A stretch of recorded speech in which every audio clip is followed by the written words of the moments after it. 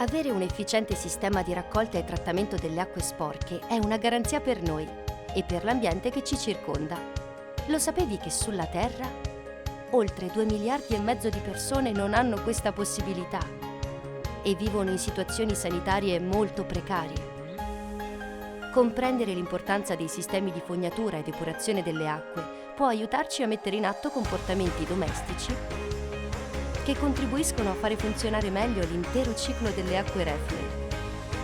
Spesso infatti vengono gettati nel WC materiali e rifiuti che impediscono il corretto funzionamento della fognatura e dei depuratori, causando gravissimi danni all'ambiente e un aumento dei costi di manutenzione, riparazione e ripristino degli impianti.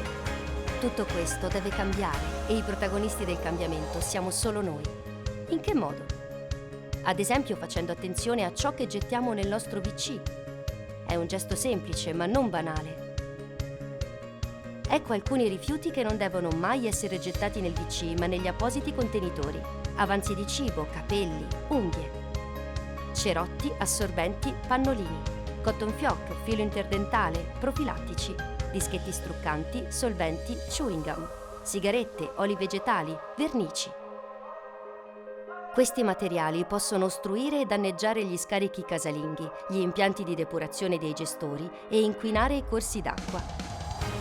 Ti ricordiamo che nel WC puoi buttare solo carta igienica. Tutto il resto inquina, intasa, danneggia. Ogni buon comportamento fa bene a noi e a chi verrà dopo di noi. Il WC non è un cassonetto. Ogni rifiuto ha il suo posto. Scegliamo quello giusto.